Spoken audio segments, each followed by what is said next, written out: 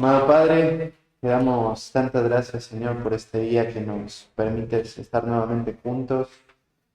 Realmente es un regalo, Señor, de tu gracia, y poder nuevamente venir un domingo más a la iglesia, Señor, y poder seguir siendo desafiados con tu palabra, con las verdades del Evangelio, Señor. Cuánto, cuánto lo necesitamos para nuestra vida. Nuestro corazón es tan engañoso, Señor, tan propenso a dejar, Señor, de vivir bajo tus mandatos, bajo tu señorío. Es solo tu gracia, Señor, la que nos guía. Es tu palabra, la oración, la iglesia, todo lo que tú nos has dejado, Señor, para poder vivir vidas que te honren. Y te pido, Padre, que nos ayudes a vivir vidas que usted, Padre, sea glorificado en cada área. Guárdenos, Señor.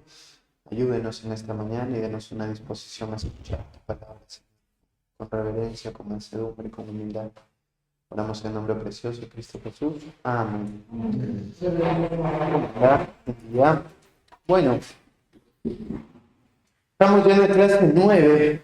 Falta una sola clase más. Y la verdad que espero que haya sido de bendición para ustedes entender lo que implica las demandas del Evangelio. Cada pasaje que hemos estado estudiando tiene esa relevancia para el creyente. Muestra lo que la Biblia espera de una persona que ha creído, los frutos de una persona que ha recibido a Cristo y lo ha aceptado como su Señor. Así que bueno, hoy vamos a ver, Cristo nos llama a ser parte de su iglesia. Cuando nosotros normalmente predicamos el Evangelio, tal vez en algún momento escuchaste a alguien que predicó el Evangelio, hay una frase que normalmente se dice, y es esta: no te digo que vengas a mi iglesia, no tiene que ver con una iglesia, no tiene que ver con religión, sino que más bien tiene que ver con una relación con Cristo. ¿Sí? ¿Qué piensan de esa frase? ¿Por qué se ríen todos?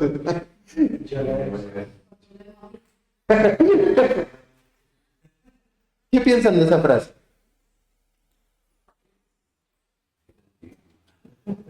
¿Por qué?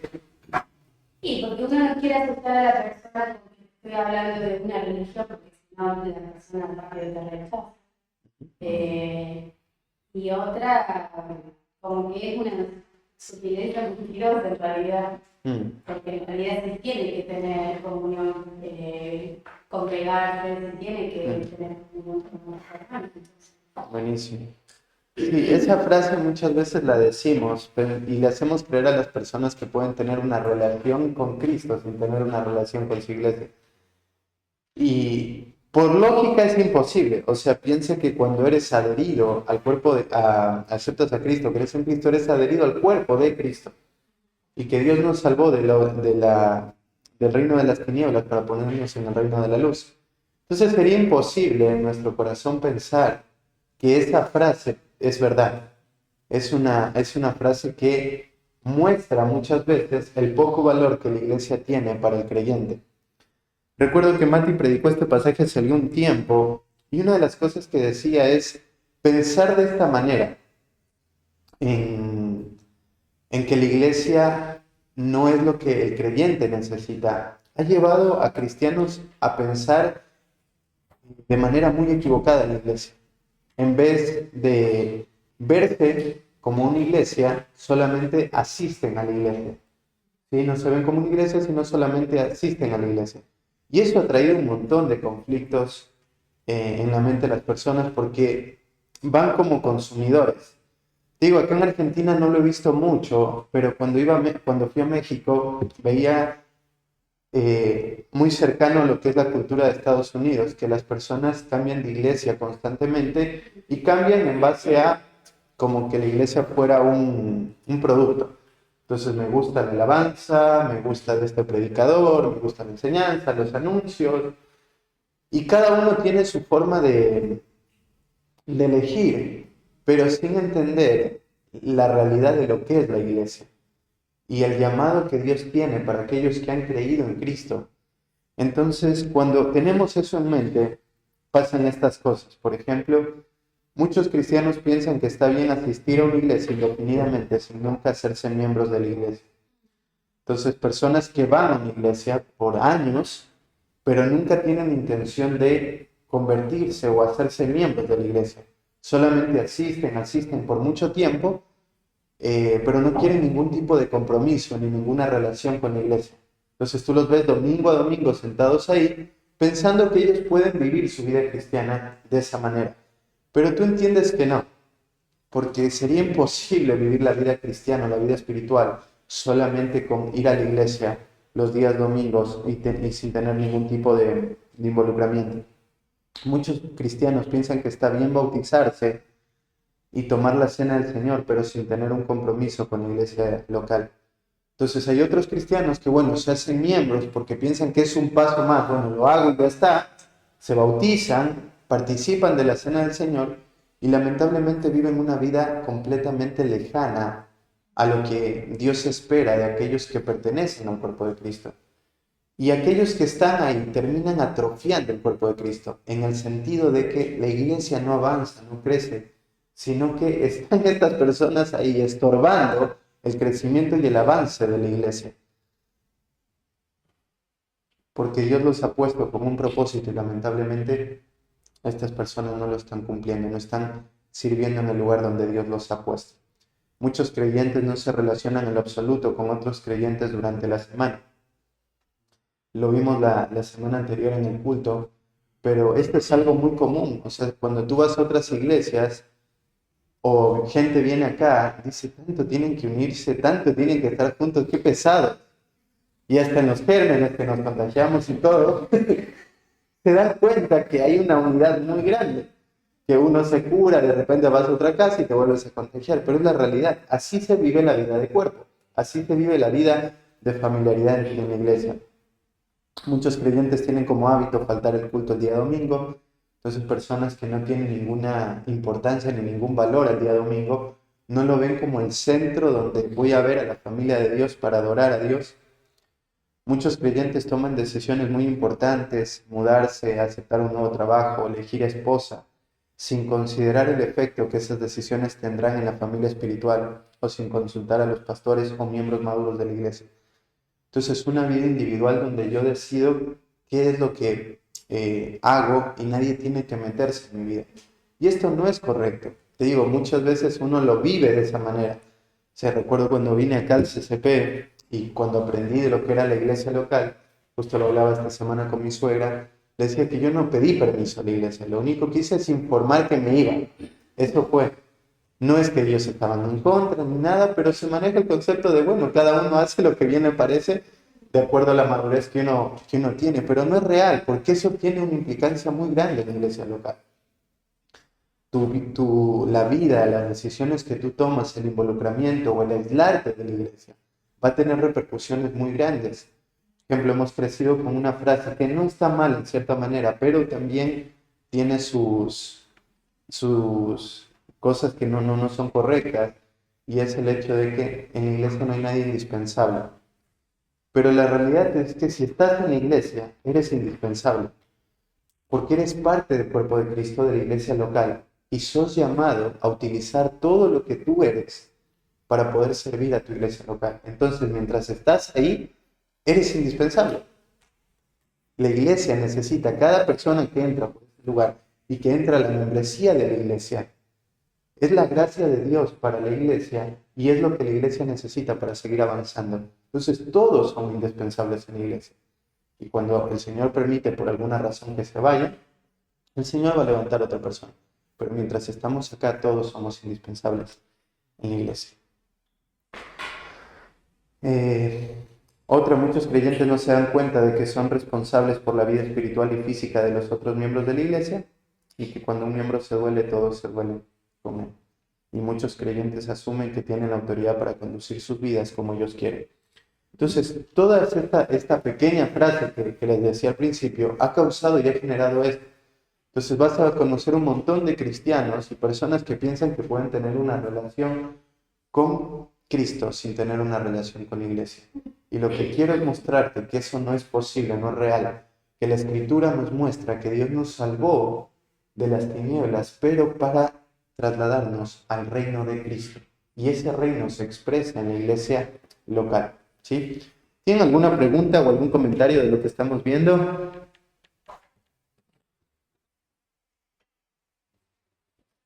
¿No? ¿No les suena chocante, no? Creo que, bueno, en el país conozco muchas personas que van de iglesia a iglesia o que se van de la iglesia por motivos incorrectos, porque hay algo que no me gusta, porque no, a ver, en uno de los casos, una familia entera se fue de la iglesia porque en la iglesia donde estaba no había amor. O sea, como motivos que la palabra no te contiene nada de congregarte en una iglesia y irte a otra y hacer tu vida como si nada.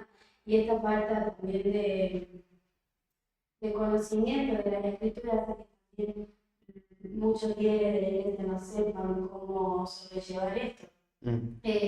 O se terminan alejando como, no sé, que voy, algunos tienen el atrevimiento de anunciar de que se están yendo, otros directamente se van y lamentablemente afectan a otros miembros que se los llevan con ellos. Sí. Y así muchas iglesias divididas, destruidas por personas que no conocen y líderes también que no saben cómo sobrellevar esas situaciones. Si hay que disciplinar, si no, cómo tendría que hacerse. Y pienso en eso, ¿no? En lo que es en cuanto a congregarse. Después conozco un caso de una chica que yo discipulaba y que cuando en el discipulado llegamos al momento de congregarse en una iglesia, ella tenía un montón de prejuicios desde su niñez y adolescencia, de malas experiencias que tuvo con la iglesia. Entonces, bajo la excusa de Dios está en todos lados, donde yo busque a Dios, yo puedo tener relación con Él, digamos, no necesito ir a una iglesia para tener comunión con Dios. Y eso también es muy común. A veces es difícil, complejo y sobre todo cuando no hay, no sé, en mi caso yo no tengo una iglesia en donde puedo decir, te aconsejo a que vayas a mi iglesia, lamentablemente no hay personas, o sea, son dos matrimonios y no hay un discipulado, no hay, es una religión, una iglesia por la iglesia y ahí quedó todo. Entonces no hay un interés por la madurez y el crecimiento de las personas que van llegando. Entonces, con una persona así en mi pueblo, aún mismo en mi familia, con todos los prejuicios de iglesia, y llevarlo a una iglesia así es bien complejo. Sí. Sí, este tema de lo que implica la iglesia en la vida de un creyente es algo que cada vez ha sido desvalorado por la falta de conocimiento de las escrituras, la falta de mostrar lo que implica la membresía de una persona, la falta de entender lo que Cristo hizo en el momento de la salvación. Todo eso hace que la gente piense de muchas cosas, y entre eso, por ejemplo, eso de yo puedo ser un cristiano desde mi hogar. Eso hoy es común. Y no sé, en el tiempo de la pandemia, pastores ponían Dios cerró la iglesia, el templo, pero abrió un montón de iglesias en casa. Y esa frase suena muy bonita, pero no es la realidad, porque eso no es una iglesia. O sea, el hecho de que haya un esposo liderando el hogar no significa que eso sea una iglesia, ¿sí? Y ahora vamos a ver lo que el Señor llama y lo que Él explica de lo que es su iglesia. Entonces, ese es el deseo y el llamado, a poder entender qué es lo que hizo Dios el momento en que nosotros fuimos salvados. Ya no somos más independientes, perdón. Ya no podemos vivir una vida individual porque eso dejó de existir. El momento en que Cristo nos llamó y nos salvó, el individualismo desapareció.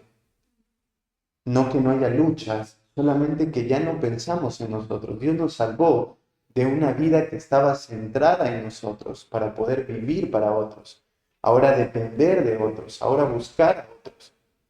Y para que eso sea posible, entonces la relación tiene que ser continua, diaria, intensa. Sí, me encanta cuando ahí en Hebreos capítulo 10 dice, estimulándonos al amor y a las buenas obras. Gracias. Y esa palabra estimular me gusta porque solamente se repite 2 veces en la escritura. Y la única vez que se repite como la palabra irritar. Porque esa es la palabra, irritar.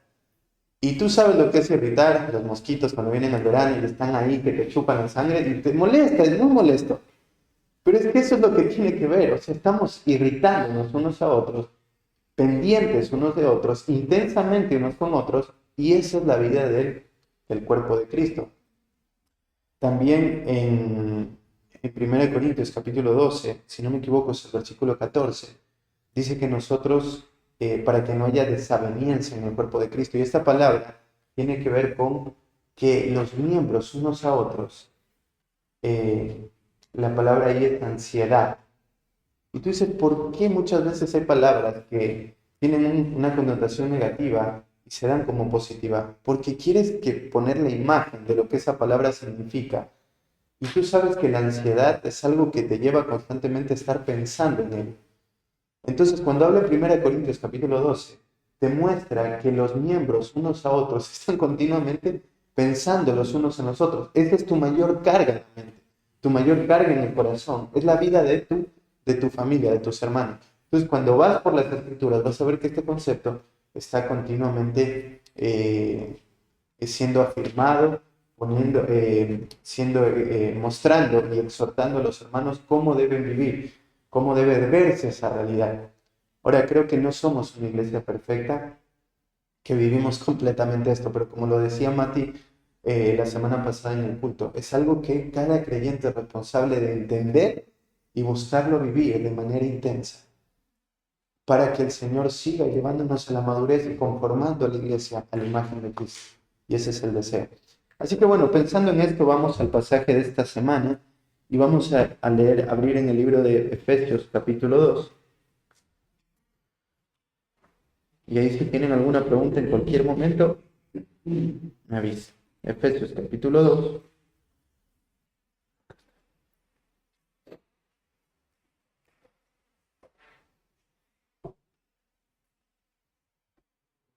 Versículo 19 al 22. Dice así. Así que ya no sois extranjeros ni advenedizos, sino conciudadanos de los santos y miembros de la familia de Dios, edificados sobre el fundamento de los apóstoles y profetas, siendo la principal piedra del ángulo Jesucristo mismo, en quien todo el edificio, bien coordinado, va creciendo para ser un templo santo en el Señor, en quien vosotros también sois juntamente edificados para morada de Dios en el Espíritu. El libro de Efesios es un libro particular porque está plagado de lo que es la iglesia. Todo el libro va a tener un énfasis muy grande en la iglesia.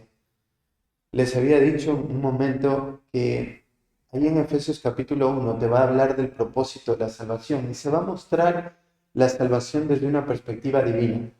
Entonces, Dios nos salvó desde antes de la fundación del mundo, eligió para que nosotros seamos santos y sin mancha.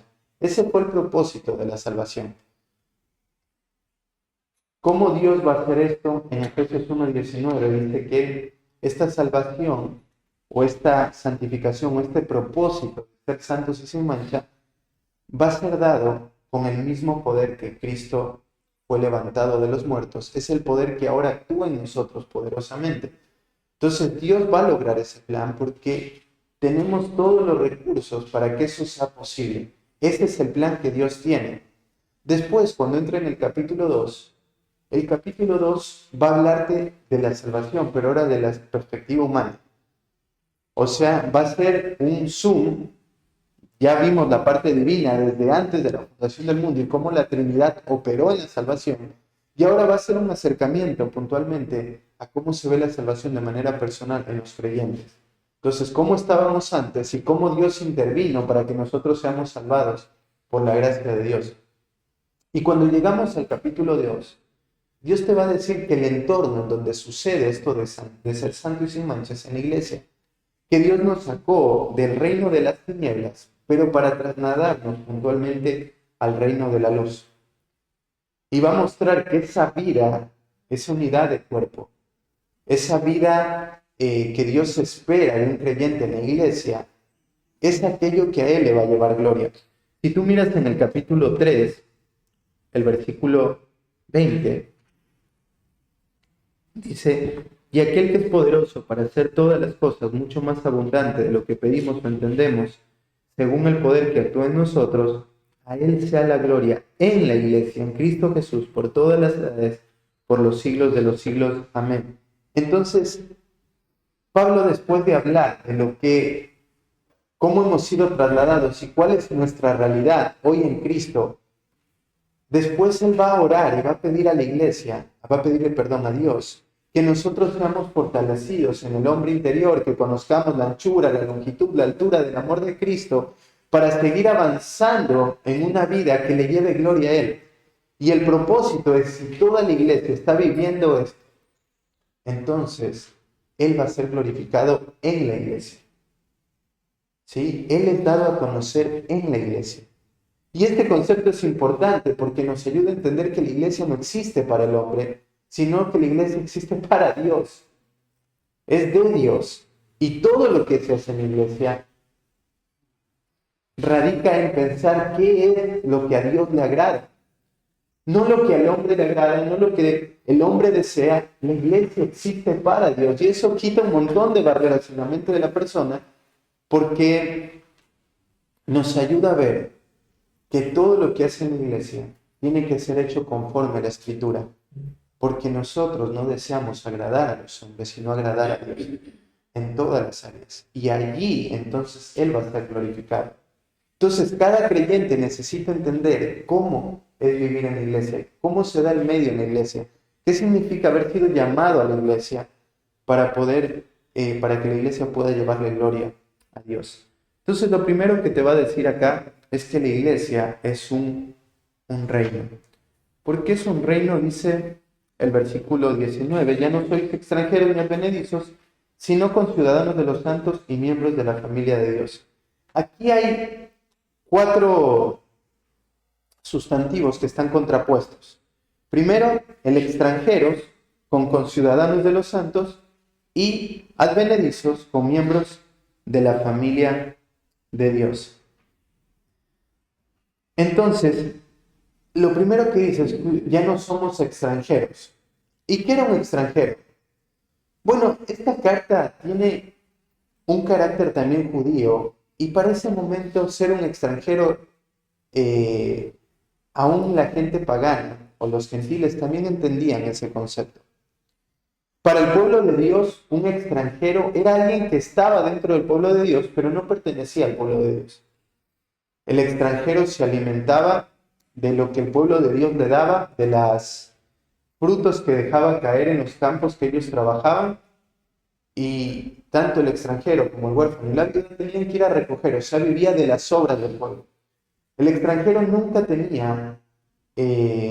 no tenía posesiones ni tenía tierras. Él solamente estaba dentro del pueblo, pero sin ninguna intención, o mejor dicho, sin ningún privilegio de pertenecer al pueblo, porque él estaba completamente separado por su cultura, por su idioma, por su nacionalidad. Entonces, ahora ya no somos extranjeros. Los creyentes pertenecemos a una nación celestial. Ahí en Filipenses capítulo 3, verso 21, dice: mas nuestra ciudadanía está en los cielos, de donde también esperamos al Salvador, al Señor Jesucristo. Ahora hemos sido naturalizados, hemos sido puestos en el reino. Ahora esta es nuestra ciudadanía, esta es nuestra identidad.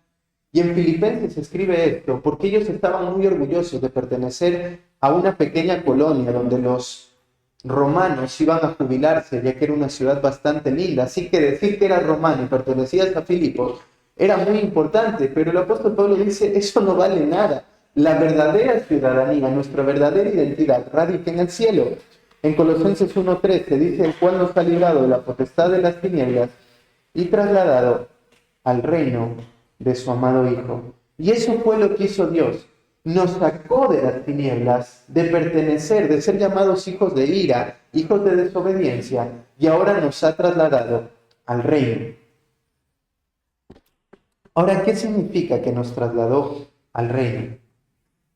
Bueno, el reino de Dios no es una expresión que va a pasar hacia adelante.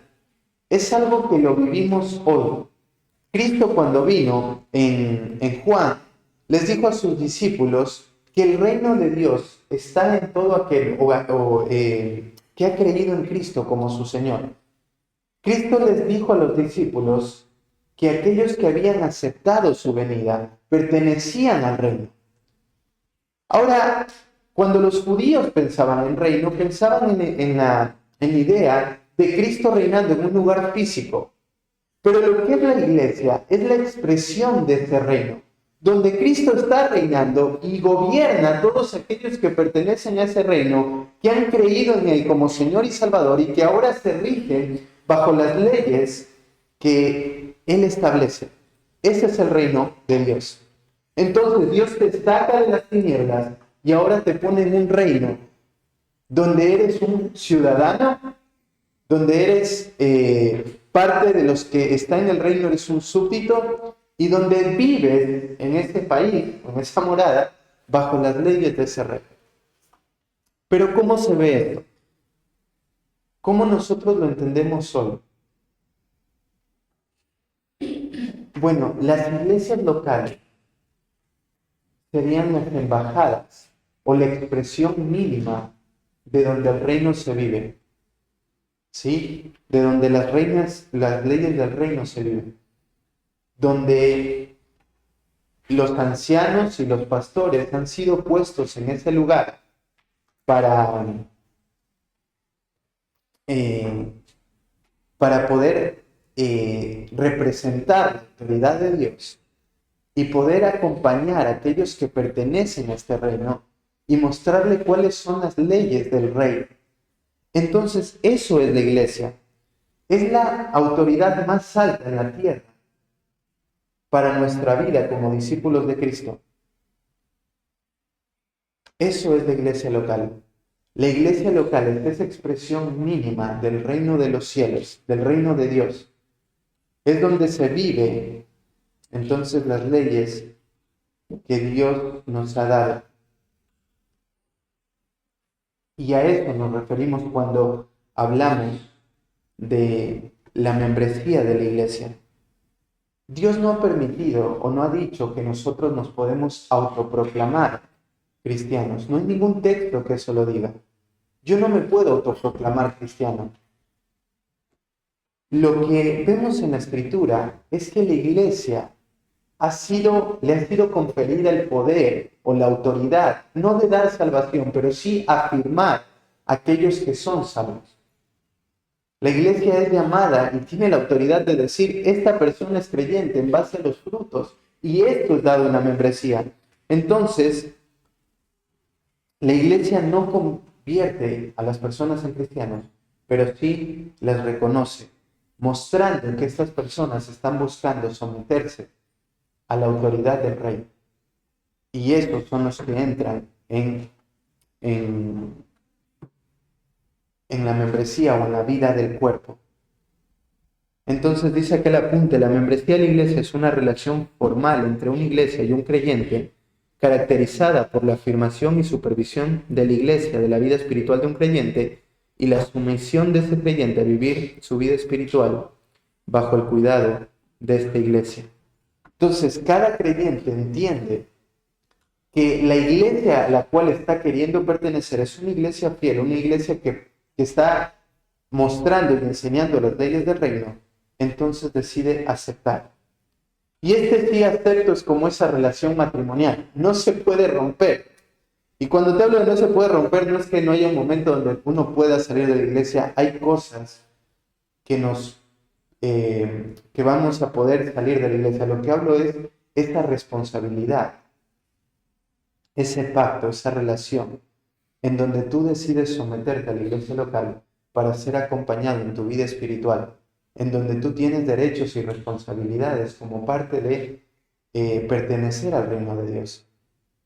Y esto es algo muy importante porque hay una autoridad conferida a la iglesia sumamente grande, que quita todo tipo de individualismo y que muestra, ahora yo estoy sujeto a las leyes de Dios, con el pueblo de Dios, y vamos a crecer juntos para poder glorificar a Dios. Entonces, eso implica que la iglesia ahora es un reino, o se expresa como un reino. Yo ya no puedo vivir de manera independiente. Ahora soy interdependiente. ¿Sí? ¿Qué piensas de este concepto?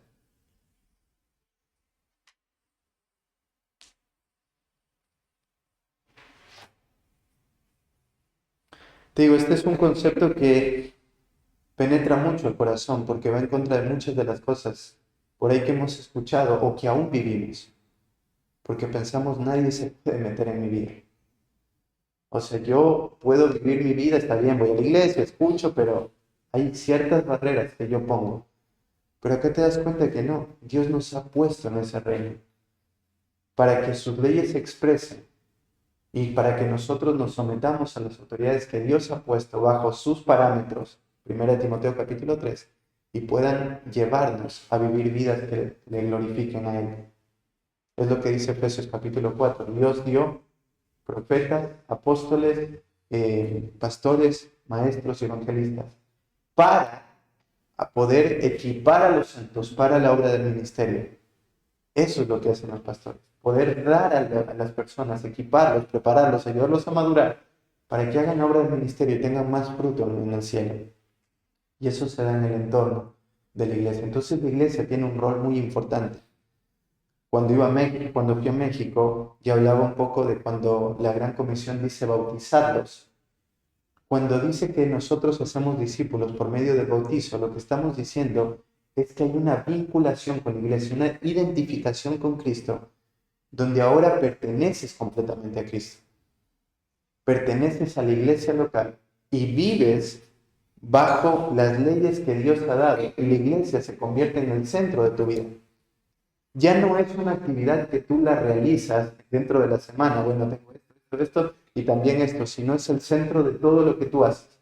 Tu trabajo lo eliges en base al entorno a la iglesia, tu relación, tu esposo, tu vida, tu familia, el mudarte, venir, todo lo decides en base a la iglesia, porque esa es la realidad más importante que Dios ha puesto en nuestra vida para que nosotros podamos vivir nuestra vida espiritual y le podamos honrar. Eso es, la iglesia es un reino. ¿Qué piensas? No sé si están de acuerdo, ¿no? A mí yo creo con ideas ahí equivocadas, cuántas veces estuve cuando la iglesia pensando como una institución humana, un conjunto de programas, por eso participo, entonces yo pensar, toda mi vida en función de eso, era una entidad demasiado grande, como digo, una organización humana, aprendiendo esto, ¿no? Cómo la Biblia representa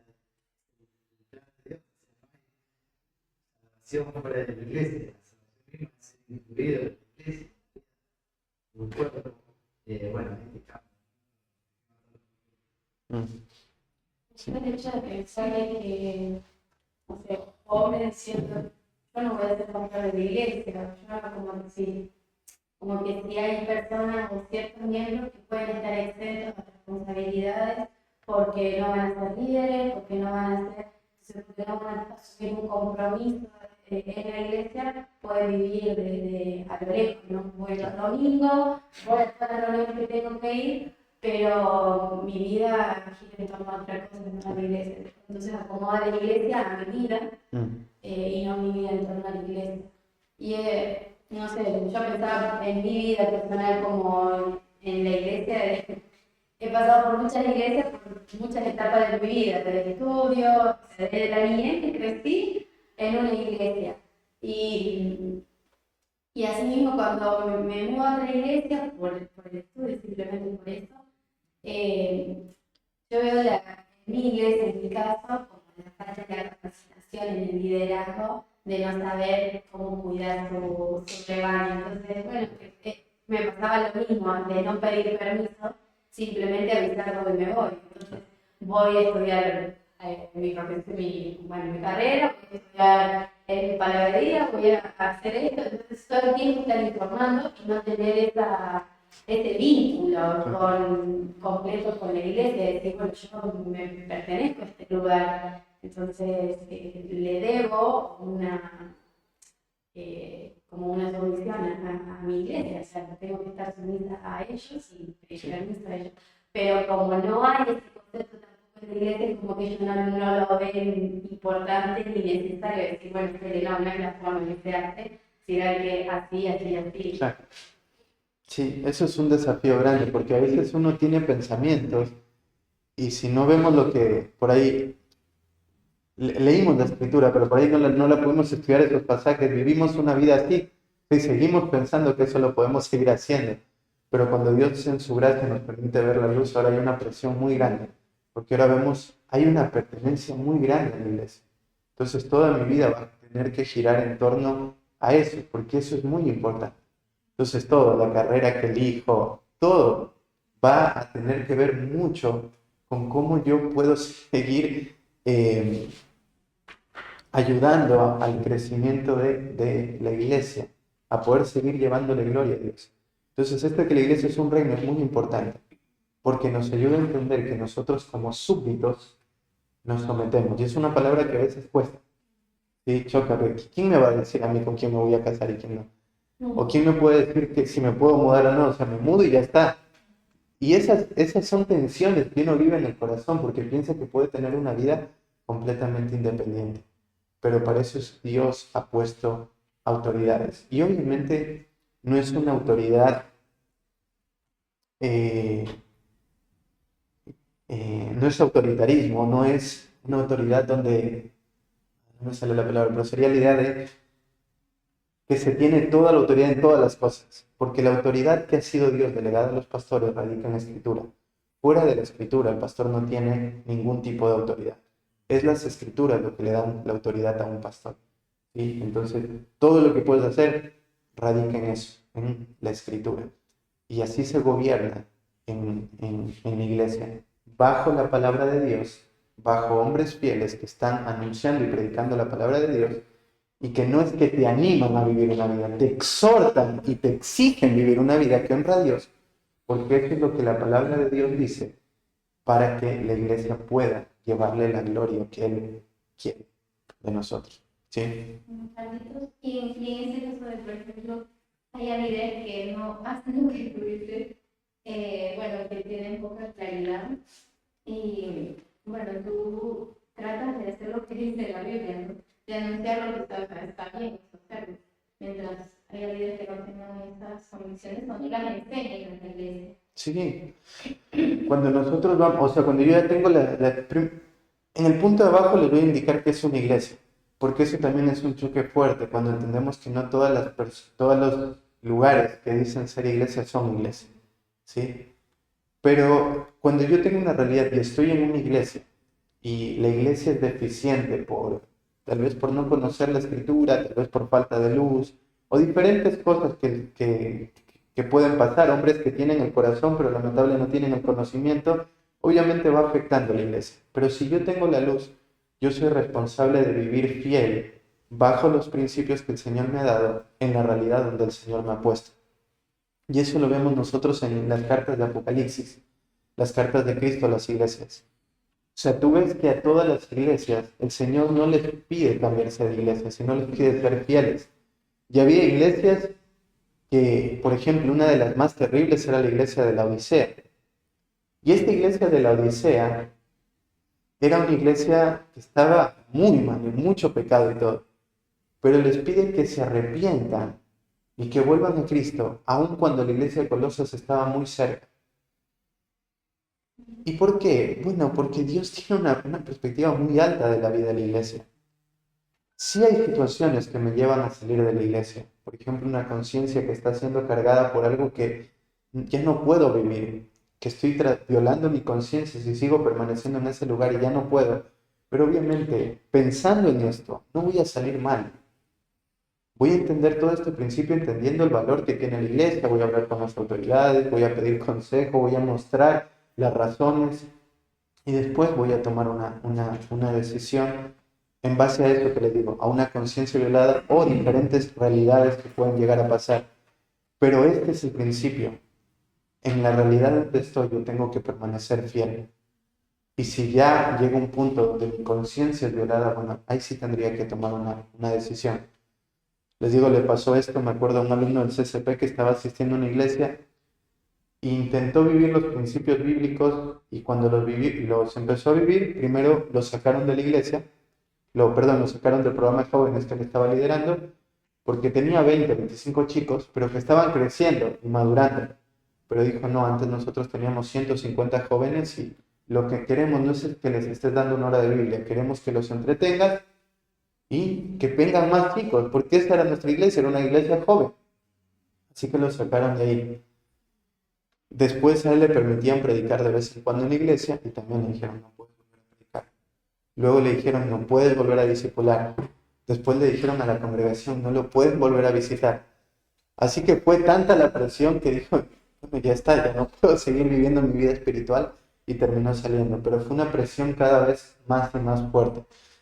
Entonces creo que llega un punto donde viviendo la vida de piedad, tal vez la iglesia mismo fuerce a que tú salgas de la iglesia porque no está viviendo, porque no está viviendo bajo esa realidad y tú la estás queriendo vivir. Obviamente entendiendo nuevamente esto, la prudencia, el amor, el valor de la iglesia es la forma como uno se comporta en torno a estas realidades.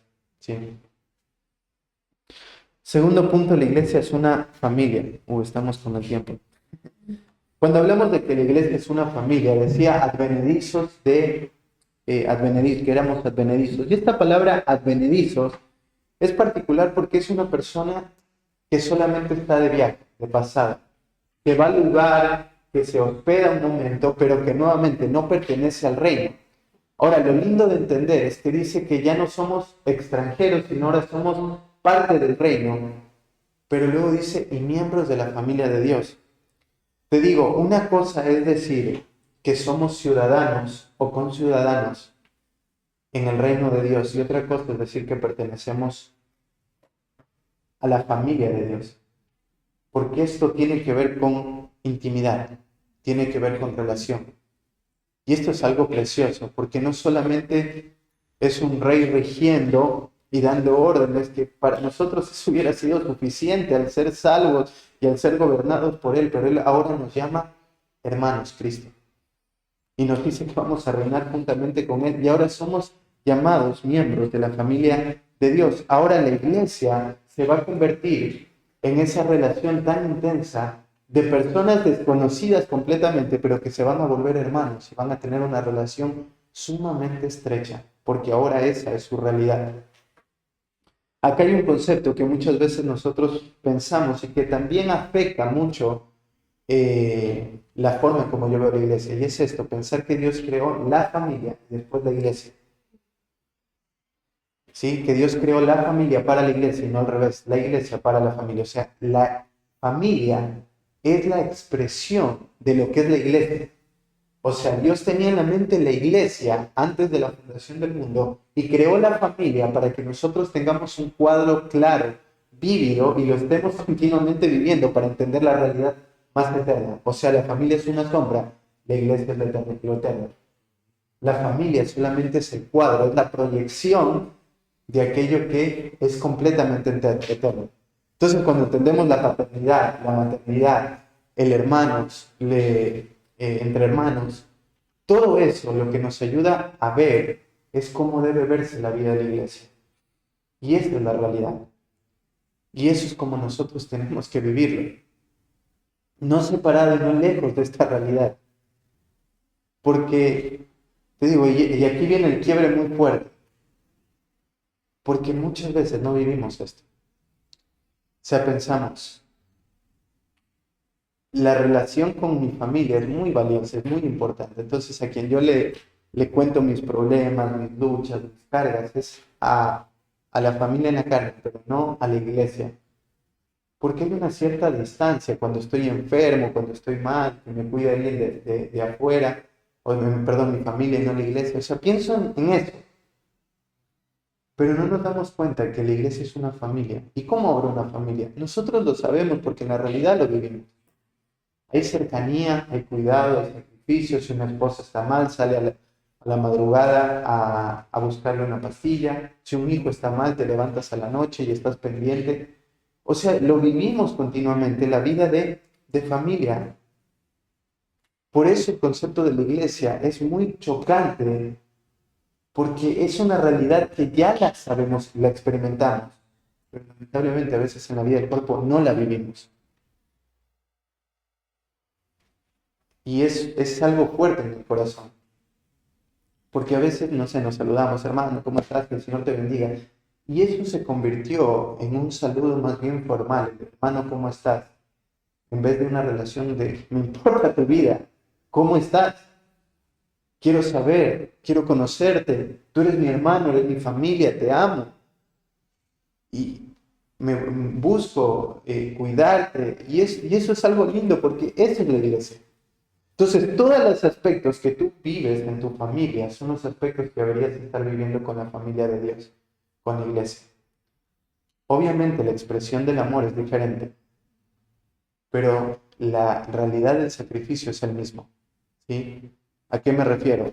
Yo soy llamado a amar a Tami de la misma manera que amo a Celeste. La misma manera. Mi expresión va a ser diferente porque Sami es mi esposa y Cele no, pero el sacrificio debe ser el mismo. Tengo que estar dispuesto a morir por mi esposa y tengo que estar dispuesto a morir por Celeste. Efesios 5 me dice que muera por mi esposa, 1 Juan 3:16, que muera por todos mis hermanos. Entonces, esa es la misma realidad, no hay una diferencia. Entonces, todo esto te quita el concepto de la familia primero, la iglesia después. Eso no existe. En la Biblia, las relaciones o las prioridades no son dadas de manera vertical, sino de manera horizontal. Dios está en primer lugar y todo lo que está alrededor es importante y todo lo debo hacer con fidelidad. Mi trabajo, la iglesia, la familia, todo es importante y todo hay que hacerlo buscando honrar al Señor. Obviamente bajo el concepto de lo que dijimos, la iglesia es el centro en lo cual nos organizamos y nos movemos. Porque este concepto muchas veces de mi familia es más importante, mi familia tiene la prioridad, daña mucho. Porque a veces lo utilizamos como una excusa para no estar haciendo las cosas que debo en la iglesia, en casa, para distanciarme pensando eso. Pero no es la realidad. Tú amas a tu esposa porque amas a la iglesia. Tú amas a tus hijos porque amas a la iglesia. Tú vives una paternidad y una ser esposo de manera fiel porque amas a la iglesia. Porque la iglesia se refleja, o en tu familia es el reflejo de la iglesia, debe ser la sombra de lo eterno, de la relación entre Cristo y la iglesia. Entonces, esa es la familia. Eso es lo que Dios demanda de nosotros como creyentes, vivir como ciudadanos del reino, entendiendo que Él es un rey y someternos a Él, pero también como miembros de la familia de Dios que marca cercanía. Entonces, esto no significa que nuestra familia de carne quede a un lado. Solamente la pone en un lugar correcto. ¿Sí? Entendiendo que mi cercanía más profunda es con la iglesia. Y te digo, esto es algo que a veces ha chocado mucho con nuestra familia. Porque para nosotros es así. Cuando Pedro le dijo, ¿y a nosotros qué nos toca por haber dejado todo? Cristo le dijo, nadie que haya dejado padre, madre, hermano, dice, no va a recibir en esta vida y en la venidera 100 veces más. Y eso es la iglesia para nosotros. O sea, a mí me cuesta mucho salir de acá de la iglesia en Argentina, pero muchísimo, mucho más que haber salido de Ecuador. No tienes idea, porque la gente que está acá se ha convertido en mi familia, son mis amigos, son mis hermanos con quienes compartimos cumpleaños, momentos que han nacido nuestros hijos, ayudas, navidades, todo. Es eso, es la familia, es mi familia. Y así yo lo veo. Entonces, es como Dios espera. Y ahí está el pasaje que estudiamos la semana anterior de Mateo. ¿Quién es mi hermana y quién es mi madre y quiénes son mis hermanos? Mi madre y mis hermanos son todos aquellos que hacen la voluntad de mi Padre. ¿Sí? ¿Alguna pregunta sobre esto? ¿No? Y por último, la iglesia es un edificio. Entonces la iglesia es un reino, la iglesia es una familia, la iglesia es un edificio. La última parte del pasaje dice edificado sobre el fundamento de los apóstoles y profetas, siendo la principal piedra del ángulo Jesucristo mismo.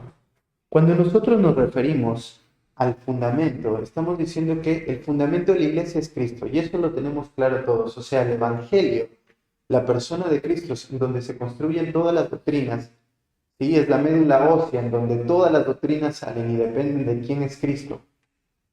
Pero después de Cristo está puesto algo sobre ese cimiento, y ese es el fundamento. La piedra del ángulo era la piedra que se ponía abajo, en donde todo el edificio iba a ser edificado. Lo que viene después era ese cimiento, y ese cimiento son los profetas y los apóstoles.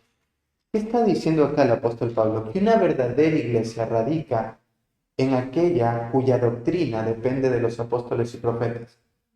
Toda iglesia que ha dejado a los apóstoles y a los profetas y ahora ha empezado a enseñar algo fuera de esta realidad, ya no es una iglesia. Cuando la iglesia va diluyendo el evangelio, cuando la iglesia va enseñando otras cosas, cuando en la iglesia solamente se abre la Biblia por tradición y religión, pero no hay ningún tipo de enseñanza de lo que los apóstoles y profetas enseñaron, lo que se transforma es en una reunión social donde esto ya deja de ser una iglesia. Porque una iglesia verdadera radica en seguir las mismas enseñanzas de los profetas y los apóstoles. Entonces, si una iglesia tiene esas características, es una verdadera iglesia. Esto no significa que la iglesia no tenga fallas, no le esté costando levantarse, no tenga carencia en conocimiento y en otras cosas.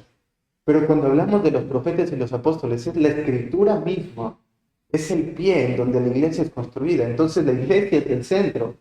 El evangelio es lo que sostiene la iglesia. La iglesia es columna y valor de la verdad. Cuando esto no se da, entonces es donde se pierde la identidad de la iglesia y lamentablemente deja de ser una iglesia.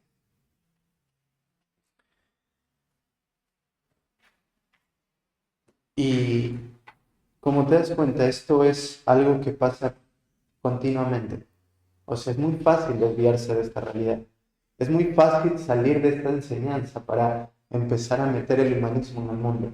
Y hoy es lo que está pasando. Te digo, si tú escuchas los mensajes de personas que antes eran muy conocidas, es como que te choca en la mente porque dices, hay algo que ya no está bien. Hoy ya no es la escritura lo que gobierna, sino es la sabiduría humana. Y tú mira lo que pasó en 1 Corintios capítulo 1, 2 y 3. Dios es muy claro al decir que la sabiduría humana no tiene valor en la iglesia local. Que la sabiduría humana es el heno, la hojarasca, que va a ser destruido. Todas las obras, todo lo que en la iglesia sucede a partir de esto, son los materiales con los cuales edificamos y que no van a tener valor eterno. ¿Y qué es el oro, las piedras preciosas? Tiene que ver con la sabiduría divina, y esta sabiduría divina nace en el corazón de Dios mismo, que está en la Escritura. Eso es lo que hace una iglesia. Eso es lo que yo debo de ver en una iglesia. No importa todo el viaje que tenga que pegarme, pero eso es lo que hace una iglesia valiosa, importante, porque es un edificio que está siendo construido, y si no hay un fundamento, si el fundamento todo el tiempo está cambiando, si el fundamento todo el tiempo es dejado y puesto otro, y quitado y puesto otro, obviamente ese edificio no va a tener ningún tipo de sostén. Y tarde o temprano va a caer. Y es por eso que hay, lamentablemente, tantas iglesias que se han ido cerrando. La formación de la iglesia, ¿cómo es que esta se construye? Ahí dice, en quien todo el edificio bien coordinado va creciendo para ser un templo santo en el Señor. Esta palabra de bien coordinado se va a repetir más adelante, y el apóstol Pablo va a decir que todas las coyunturas bien unidas. Y las coyunturas son esas partes del cuerpo que ayudan a que todas tus articulaciones funcionen de manera correcta. Entonces, todas bien coordinadas, bien puestas en sí, hacen que la iglesia vaya creciendo. Es como cada ladrillo ocupando su lugar. Ahí ponía el hecho de cuando se construyó el templo de Salomón. Cada piedra que iba era puesta en el lugar correcto para que el templo fuera construida.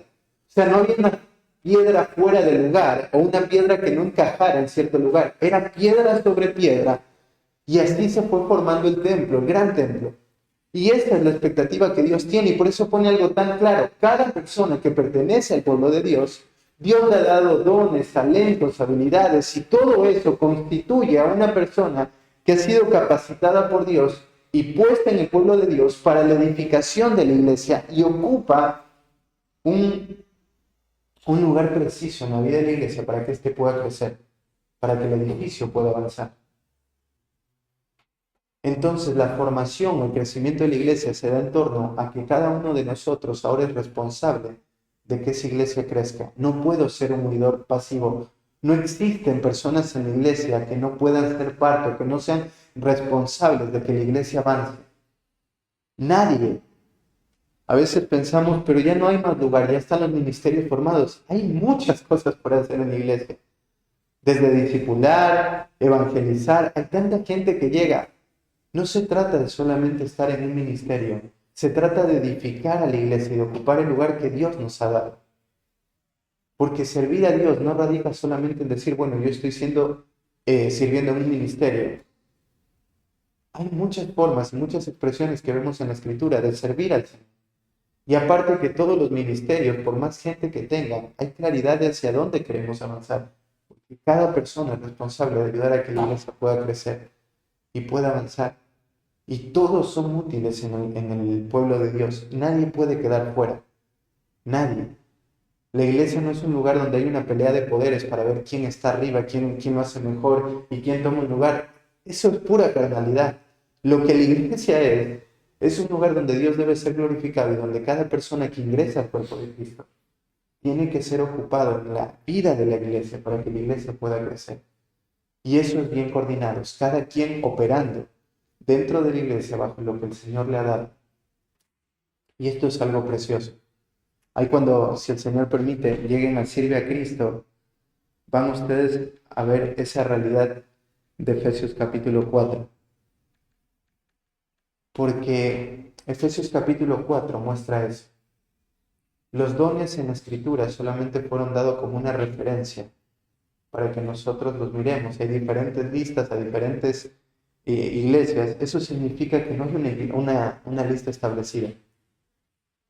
Entonces son una referencia de aquellas cosas con las cuales los creyentes sirven a la iglesia para que la iglesia pueda avanzar, pueda crecer. Pero esta tiene que ser bien coordinada porque no hay dos personas iguales en la iglesia. Cada uno ha sido capacitado para ser aquella piedra que ocupe ese lugar perfecto y la iglesia pueda ir avanzando y creciendo. ¿Sí?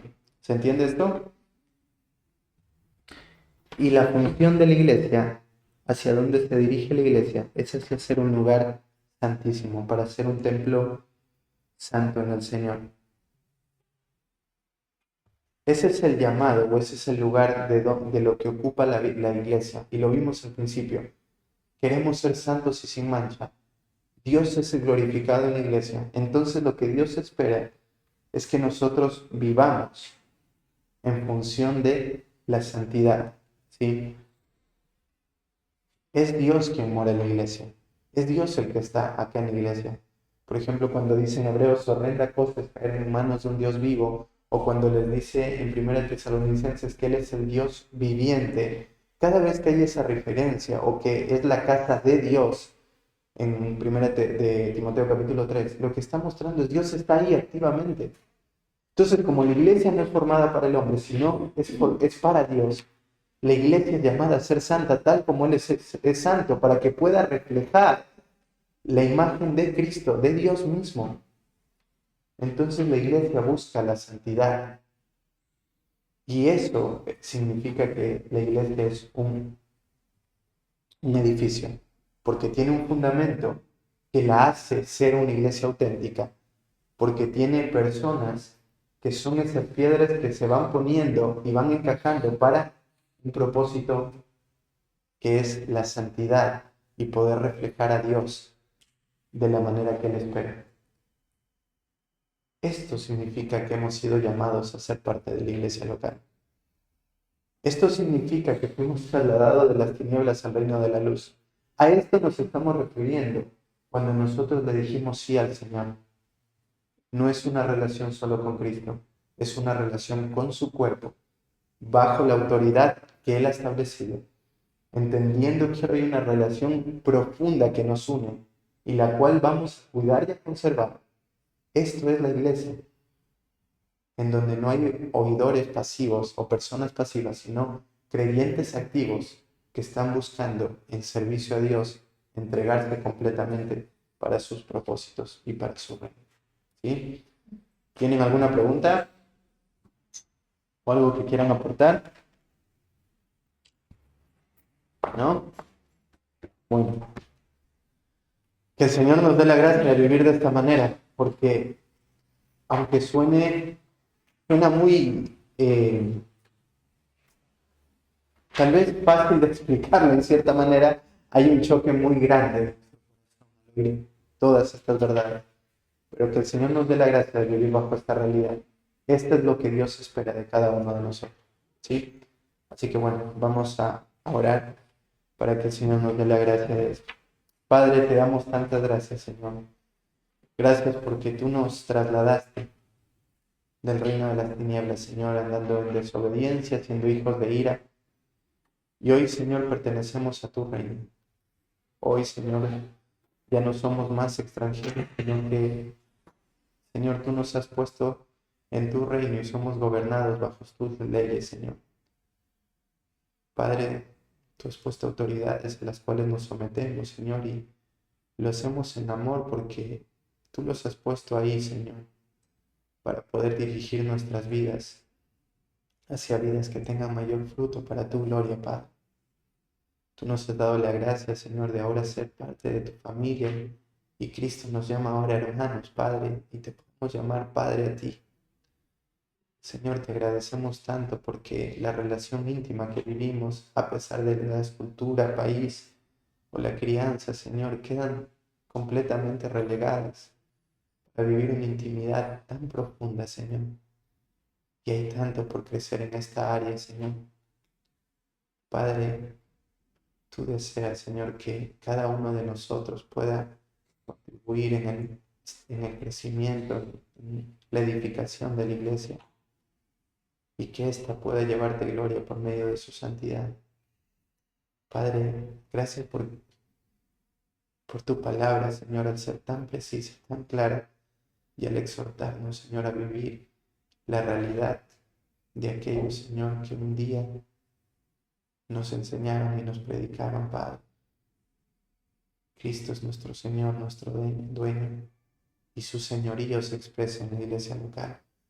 Gracias por este tiempo, gracias por mis hermanos, y te ruego que nos ayudes a vivir bajo estas realidades. Oramos en el nombre precioso de Cristo Jesús. Amén.